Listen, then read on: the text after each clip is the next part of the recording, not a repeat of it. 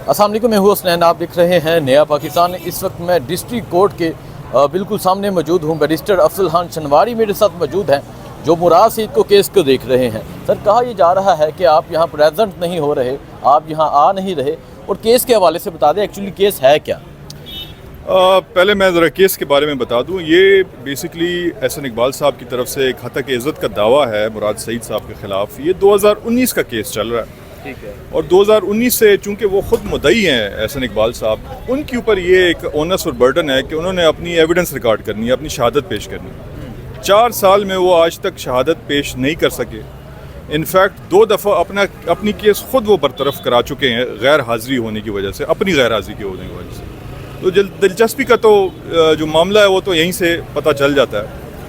अब जहाँ तक ये ताल्लुक़ है कि जी हम गैर हाज़िर नहीं हो रहे, ये जनाब एक अजीब व गरीब साजिश हमने दरियाफ़्त की है। और हुआ ये है कि आखिरी जो तारीख़ थी 23 अप्रैल की, जो हमारे रिकॉर्ड के मुताबिक तारीख़ थी, हम गए उस दिन एहसन इकबाल साहब की तरफ से एक दरख्वास्त आई तारीख़ को मुलतवी करने की।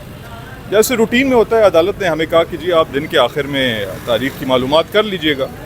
हमारा क्लर्क जाता है और अदालत की अपना जो कॉज लिस्ट होता है उसके ऊपर नोट करके आता है कि जी 6 जून अगली तारीख है। अब वो अगर कॉज लिस्ट आप देखें तो उसमें साफ ज़ाहिर अब हमें पता लगता है कि ये किसी ने कोई शरारत या कोई साजिश कह लें या जो भी है, 6 मई को 5 को 6 कर दिया अपने हाथ से, और हमें गुमराह करने की नीयत से हम 6 जून की तारीख लेके जाते हैं। पीछे होती 6 मई को तारीख है, फिर 14 मई को होती है। और हमारी इस गैर हाज़िरी का फ़ायदा उठाते हुए एहसन इकबाल साहब कटहरे में पहली दफ़ा आते हैं, अपनी गवाही भी देते हैं और अपनी शहादत भी पेश करते हैं, सिर्फ इसलिए कि हमें हमारी प्रेजेंस को जो है मैनेज किया जाए कि हम ना आ सकें। और उल्टा एक झूठी साजिश, एक झूठी खबर, फेक न्यूज़ फैलाते हैं मीडिया के थ्रू, अपने वकला के थ्रू।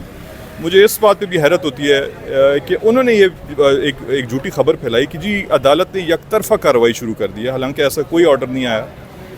यकतरफ़ा कार्रवाई बिल्कुल नहीं हुई। हाँ, ये ज़रूर है कि हमारी गैर हाज़िरी नोट की गई, जैसे मैंने बताया, इसी वजह से कि हमें गुमराह किया गया अदालती रिकॉर्ड को टैम्पर करने की वजह से। तो इस बाबत हमने आज जो है एक कंटेम्प्ट की जो है एक दरख्वास्त जमा की है कि अदालत इसका नोटिस ले, इसकी इंक्वायरी करे कि किसने कोर्ट के रिकॉर्ड को टैम्पर किया, इस साजिश के पीछे कौन है, और इस अदालती निज़ाम को और जो जस्टिस का निज़ाम है उसको सबवर्ट करने की कोशिश की गई है। तो हमने ये दरख्वास्त दी है कि हाई कोर्ट को कंटेम्प्ट ऑफ कोर्ट ऑर्डिनेंस के नीचे एक रेफरेंस दिया जाए कि इसमें नोटिस लिया जाए और एक इंक्वायरी की जाए। ठीक है। अच्छा, मुझे बताएं, कल हमाद अज़हर साहब इस्लामाबाद आए, उन्होंने कहा कि मुराद सईद जल्द मंजर आम पर आ रहे हैं, तो इस हवाले से कोई अपडेट आपके पास? देखिए जी, मुराद सईद से ज़ाहिर है बिल्कुल वकालतनामा मेरे पास है उनका, मैं उनका वकील हूँ। अस्सलाम वालेकुम राज साहब, कैसे? ठीक है, खैरियत से है? ठीक है जी। तो मैं उनका वकील हूँ, लेकिन ये कि जब से ये 9 मई का वाक़या हुआ है तो फ्रैंकली स्पीकिंग हमारे साथ इन टच नहीं है, राब्ते में नहीं है। लेकिन ज़ाहिर है जब तक मेरा वकालतनामा मेरे पास है तो ज़ाहिर है उनके बेस्ट इंटरेस्ट जो हैं वो मैं देख रहा हूँ यहाँ पे, और केस की पैरवी कर रहा हूँ। जहाँ तक उनकी वापस आने का ताल्लुक है उसके बारे में मैं कुछ नहीं कह सकता। 9 मई के केसेस के हवाले से क्या अपडेट हैं जो उन पे मुराद सईद पे केसेस किए गए हैं 9 मई के?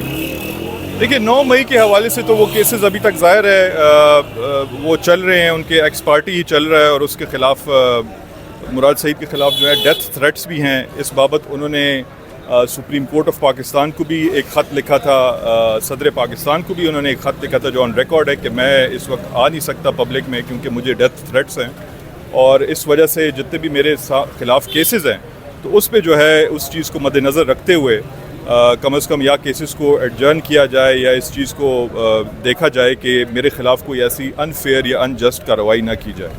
ठीक है।